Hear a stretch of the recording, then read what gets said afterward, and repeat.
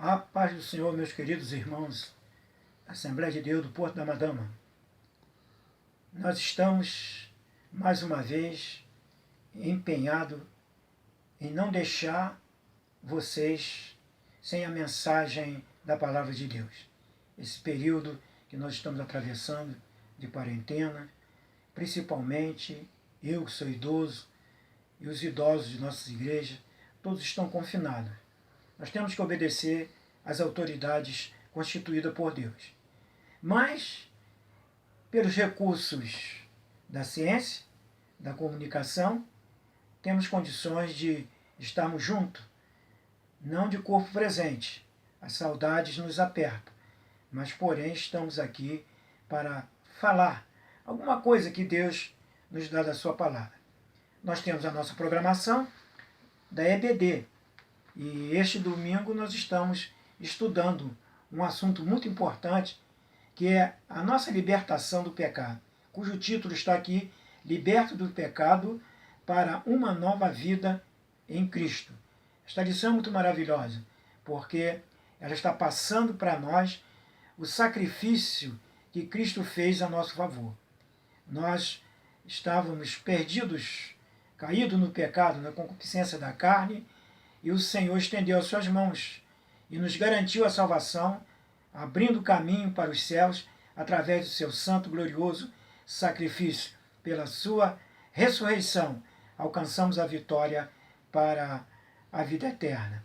A nossa lição está registrada no livro de Efésios, na Epístola de São Paulo em Efésios, no capítulo 2, os versos de 1 a 10. E vamos, para ganhar tempo, vamos comentando ao longo da leitura que nós vamos fazer. Temos algumas coisas aqui importantes no lado espiritual para a edificação de nossas vidas. Nós temos o primeiro versículo da lição que diz assim: e vos vivificou, estando vós mortos em ofensas e pecados. Todos nós sabemos que Deus agiu pela sua misericórdia para nos resgatar da ofensa que fizemos a Deus pela prática do pecado. O primeiro casal pecou, Adão e Eva, por eles entrar o pecado no mundo. E o pecado passou a todas as raças.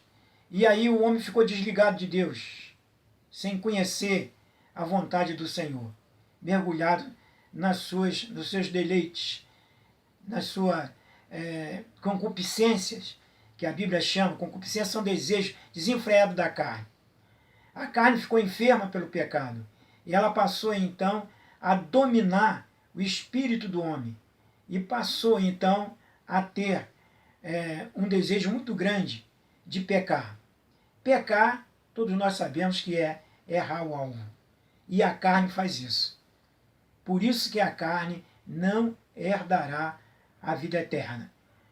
No segundo versículo da nossa lição temos: em que noutro tempo andastes segundo o curso deste mundo, segundo o príncipe das potestades do ar.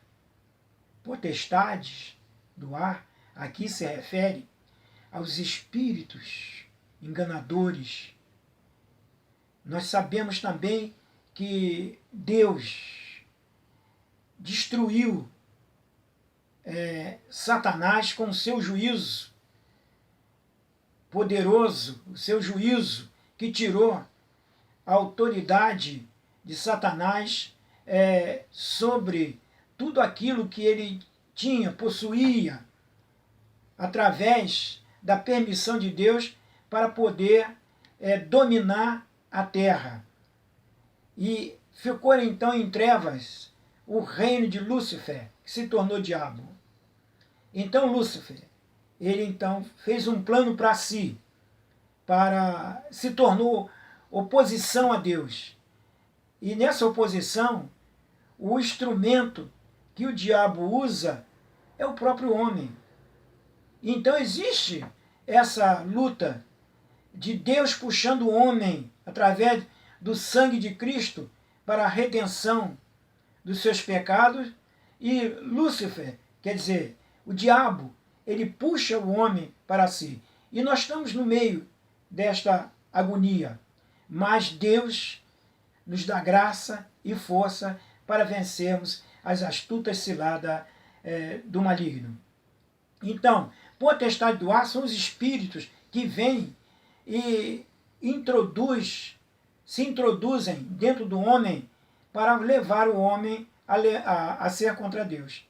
As tentações, as coisas que nesta vida parecem ser boas, parecem ser agradáveis, mas o homem, por não conhecer as verdades do Evangelho, entra por esse caminho que Jesus Cristo chama de caminho largo, tudo muito fácil, e quando se abre o olho espiritual, o homem vai ver que está distante de Deus. E a palavra de Deus é que nos ensina a estarmos despertados para, então, vivermos uma vida de vigilância, uma vida em que nós escolhemos através de quando ouvimos a palavra do Senhor. E nos deu a fé, e nos deu a condição para, então, nascermos de novo e lutarmos contra o pecado. E nós temos, no versículo 3, entre os quais todos nós também antes andávamos nos desejos da nossa carne. É isso que acabamos de falar. Desejo da carne é a coisa pior que tem para o homem que não conhece as verdades do Evangelho do Senhor Jesus Cristo, que não conhece os mandamentos do Senhor. E a vontade, então, que é a natureza da carne, é levar o homem a cada vez mais estar distante de Deus.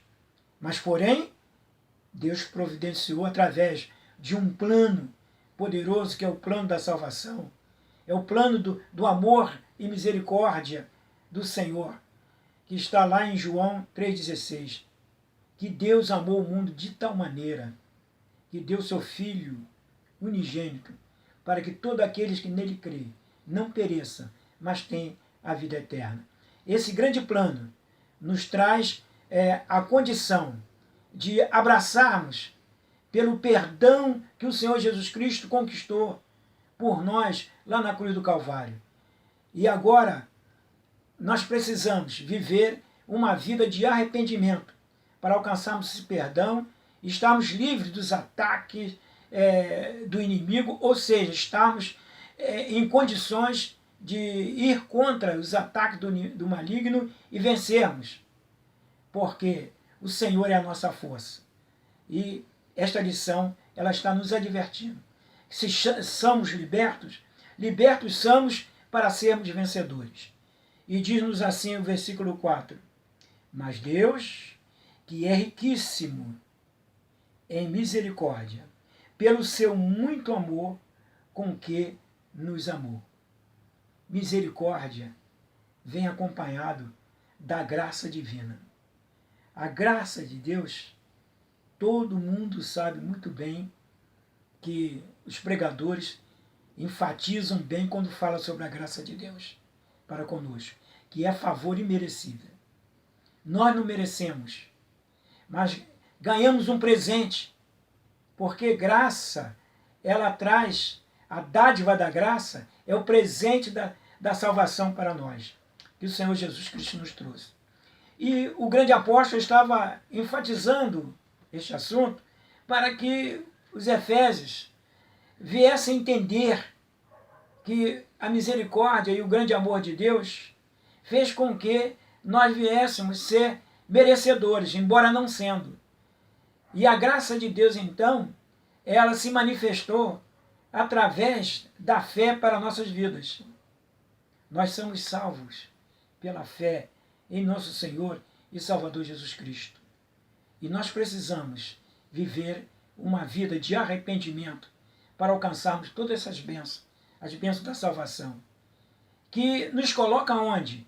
Regiões celestiais. A epístola, ela é bem clara quando ela fala que nós estamos navegando. Quando aceitamos Jesus, passamos a navegar nas regiões celestiais. Através de quê? do novo nascimento. Ele fala aqui de conhecimento, que nós devemos buscar o conhecimento profundo para estarmos com nossos pensamentos voltados para as bênçãos que Deus preparou para todos nós. O Espírito Santo da promessa, é Ele que opera isto em nós. Ele veio para nos convencer do pecado e do juízo. E quando então nós alcançamos esta dimensão, passamos a viver as regiões celestiais, que são justamente as regiões da promessa da salvação, e que quando nós chegamos a uma certa dimensão do conhecimento, da unção de Deus, nós passamos também a viver o que o apóstolo fala, gozo da salvação. O gozo da salvação, ele nos dá força, graça para vencer, para superar toda a dificuldade, que não existe maior do que vivermos nesta vida, enquanto aqui estamos, o gozo da salvação, meditando nas promessas gloriosas da salvação que o Senhor Jesus Cristo trouxe para nós.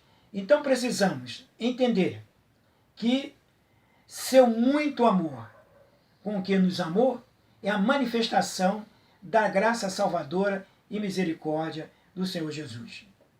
Quando nós ainda mortos, versículo 5, quando nós ainda mortos em nossas ofensas, nos vivificou juntamente com Cristo.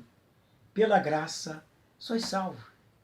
Nos vivificou. Isso quer dizer o seguinte, nos tirou da morte e nos deu vida.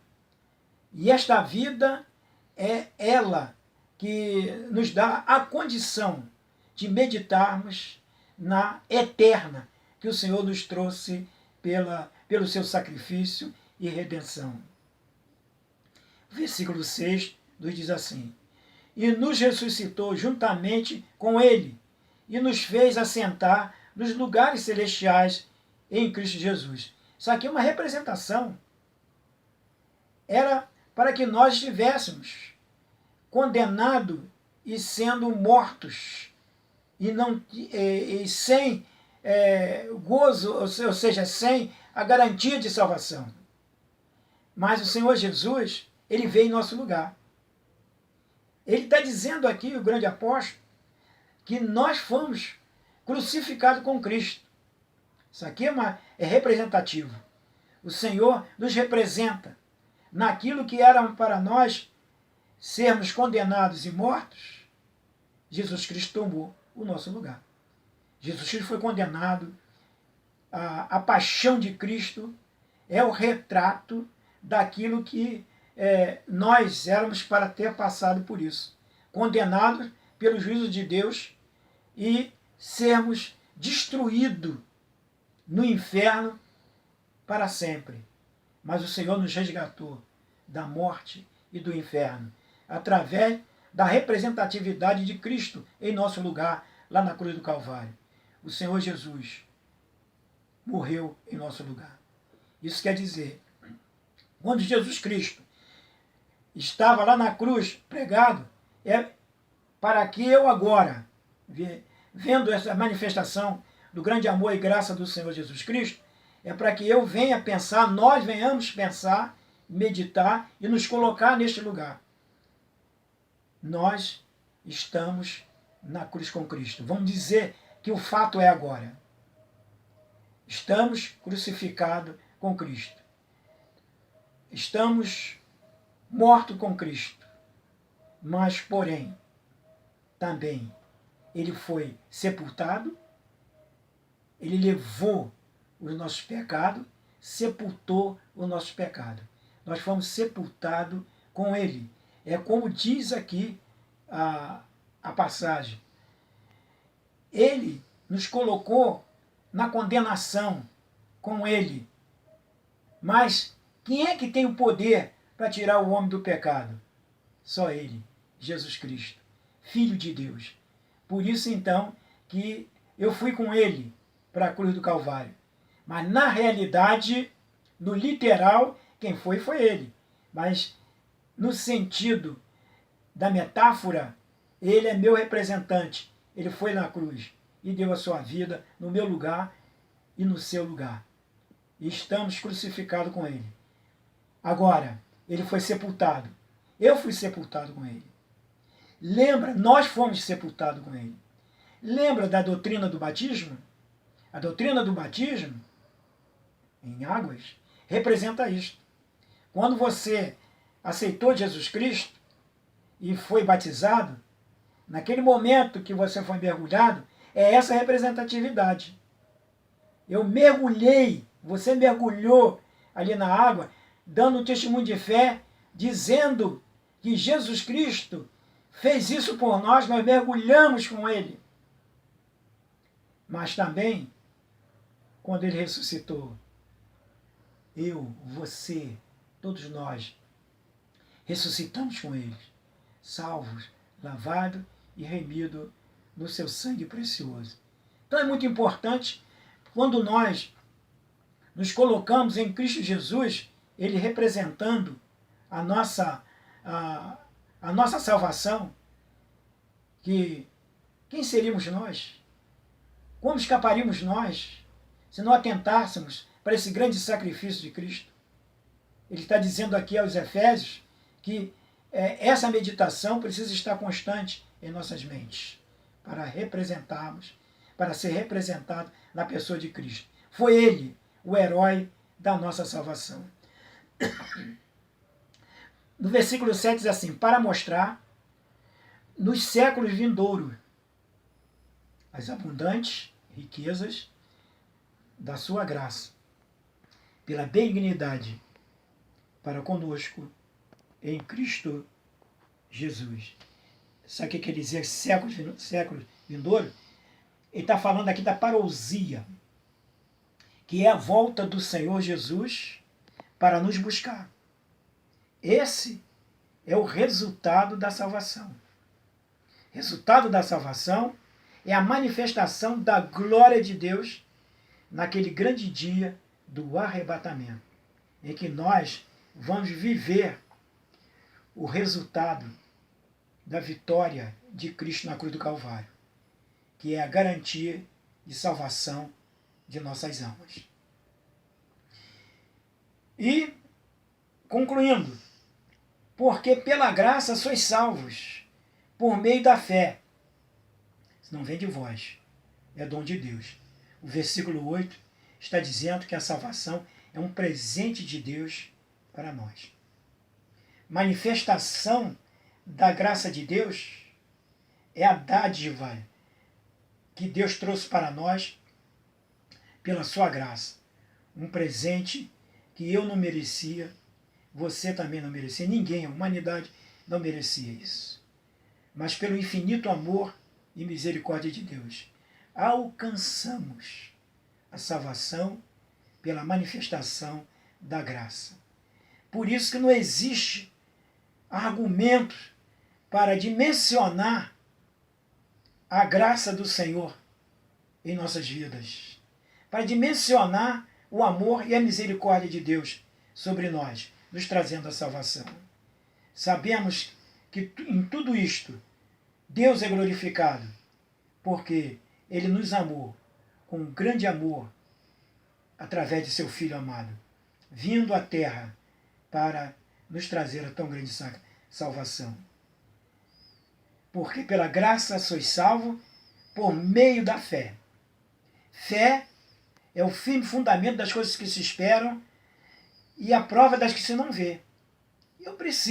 Nós precisamos entender isto e exercitar a fé. Como, pastor, exercitar a fé?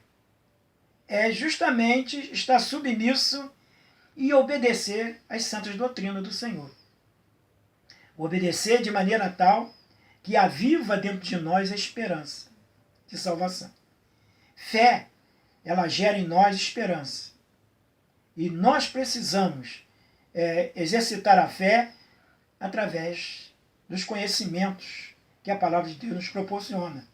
Esse conhecimento vai fazer com que nós sejamos regenerados, vamos crescendo, vamos nascendo de novo, crescendo a estatura de varão perfeito e vamos entendendo com mais profundidade, horizontalmente e verticalmente, as promessas que Deus tem nos dado através de sua palavra.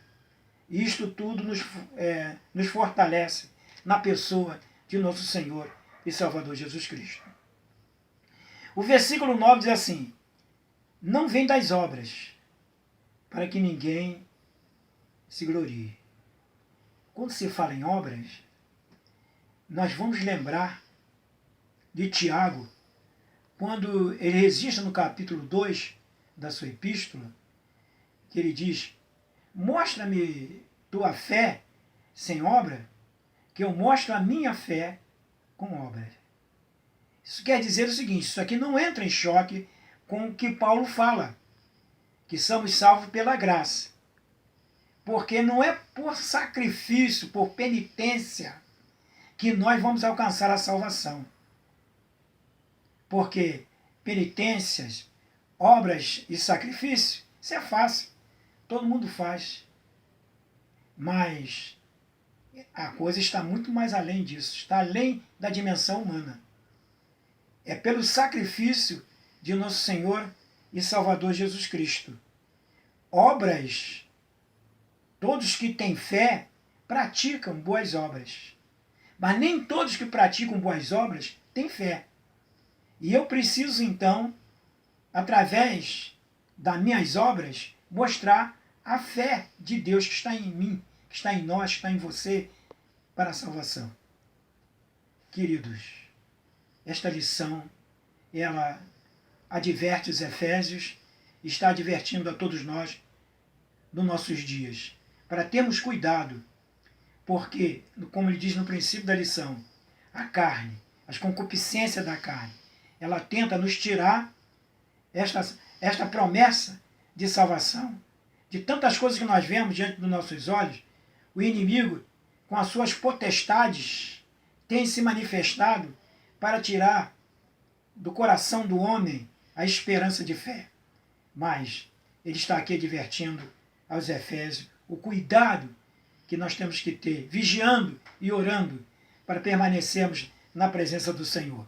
E o último versículo diz assim: porque somos feituras sua, criados em Cristo Jesus para as boas obras, as quais Deus preparou para que andássemos nela. Que obra é essa? Que obras são essas que Deus preparou para que andássemos nela? Os seus mandamentos, os seus ensinos. A nossa mordomia em servir ao Senhor. São obras que Deus preparou para que nós viéssemos andar no exercício da fé. O exercício da fé é justamente as obras de Deus. E não que o penitente vai ser salvo. Agora, se o penitente, todos nós, fazemos sacrifício, lutarmos, praticarmos obras, mas cremos pela fé que o Senhor Jesus é nosso Salvador, aí seremos salvos. Porque todos aqueles que crerem serão salvos. Eu queria, antes de terminar, contar para vocês uma história, pequena história, sobre redenção. A redenção é como um grande homem, senhor de fazendas, rico, e que, na sua época, a escravidão estava em franco exercício no meio da humanidade. E existia, então, a feira em que vendia os escravos. E nesta feira era uma concorrência muito grande. Tinha os especialistas para examinar o corpo dos escravos, para ver se não tinha nenhum defeito e se ele tinha condição de servir aos seus senhores ou ao seu senhor. E um certo homem, muito rico, dono de fazenda, mas tinha o amor de Deus no coração, não concordava com aquilo. E ele ficou observando de longe aquela feira e o vendedor, o leiloeiro, ele apresentava os escravos e as pessoas que estavam ali, aqueles donos de fazenda, estavam precisando de mão de obra, aí davam no leilão o valor e comprava aqueles escravos, e era uma tristeza muito grande no coração daquele senhor de fazenda que tinha Cristo no coração e observava de longe. Então, tinha um escravo muito perfeito, muito bonito, muito inteligente, e ele então comprou aquele escravo. Comprou aquele escravo, e o escravo, quando era comprado pelo seu senhor, ele se juntava logo atrás, junto com as bagagens do seu senhor, e se apresentava já ali para servir. E ia seguindo o seu senhor. Mas esse senhor, que estava observando que tinha Cristo no coração, ele comprou aquele escravo de uma formação invejável. Aí ele foi embora, foi seguindo. E o escravo foi seguindo o senhor. Aí o senhor virou para trás e disse assim: não precisa me seguir não. Não, mas eu sou do senhor, o senhor me comprou. Não precisa me seguir não. Você está livre. Eu comprei a sua liberdade. Entendeu a história? Foi isso que Cristo fez por nós. Estávamos presos no pecado, escravos. Mas Jesus Cristo, ele veio para dar liberdade aos presos, para que nós pudéssemos então alcançar a salvação. Preso no pecado é escravo do pecado. E escravo do pecado não tem salvação. E Jesus Cristo veio nos livrar dessa escravidão. Assim como aquele senhor comprou aquele escravo e libertou ele, o Senhor Jesus Cristo também nos comprou pelo preço de sangue na cruz do Calvário. E pela sua ressurreição nos deu a tão grande salvação. Eu quero fazer aqui um pequeno resumo deste assunto que tanto tem nos dado no entender para sermos mais conscientes acerca do plano da redenção em nosso Senhor e Salvador Jesus Cristo. Não esqueça que o título do nosso assunto é Libertos do Pecado para uma nova vida em Cristo. Nova vida é essa. Saímos da escravidão do pecado, saímos daquela situação condenatória, saímos daquela situação em que nós não tínhamos esperança e passamos para o outro lado, que Jesus Cristo nos chamou, aceitamos o convite e abraçamos. Quando ouvimos a palavra de Deus. Quando nós ouvimos a palavra de Deus e ela nos toca, é um momento em que devemos tomar atitude. É aí que se chama livre-arbítrio. Trocou a situação de pecador escravo para pecador liberto para a salvação. Não que nós deixamos de ser pecadores. Somos pecadores, mas porém não na prática do pecado. Somos pecadores aguardando a libertação do nosso espírito deste corpo mortal para estarmos com Cristo para sempre. Diz-nos assim a verdade prática: por meio da maravilhosa graça divina, fomos libertos do pecado, perdoados e salvos da condenação e ainda recebendo o direito à vida eterna. Liberto com direito de possuir para sempre a vida eterna. Vivemos em gozo e alegria de eternidade e eternidade. É muito maravilhoso isso. É maravilhosa a dimensão da salvação quando nós meditamos nela. E a palavra de Deus manda que nós venhamos meditar. E estarmos vigilantes para não perder esta bênção, que é a bênção da salvação. O pecador passou da morte para a vida por meio da graça divina, concedida por obra da misericórdia e do grande amor de Deus. Então, por isso que é favor e merecido. Nós não merecemos. mas recebemos. E agora somos herdeiros, co-herdeiro com Cristo para a salvação.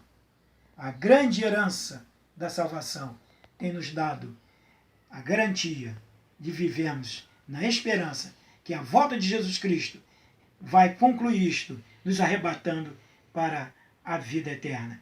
Que Deus nos abençoe, que possamos entender que Jesus Cristo é o único Senhor e Salvador de nossas almas.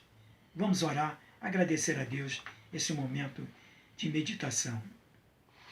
Senhor Jesus, nós te louvamos por tudo, Senhor, que tem ocorrido em nossas vidas.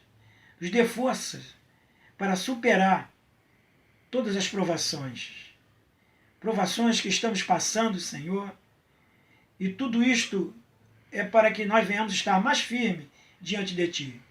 Sabemos que aqui na terra nós passaremos por aflições. Aqui nós temos, Senhor, momentos difíceis. Nós temos uma luta contra as trevas, contra as astutas ciladas do maligno. Mas a força que vem de Ti nos dará condições de sermos mais do que vencedores. Muito obrigado, Senhor, pela tão grande salvação. E Tu, Senhor, estenda as suas mãos poderosas e abençoe todo o Teu povo aqui na face da terra, que aguarda a Tua volta gloriosa. Assim seja, toda honra, toda glória para o Teu santo e glorioso nome. Amém.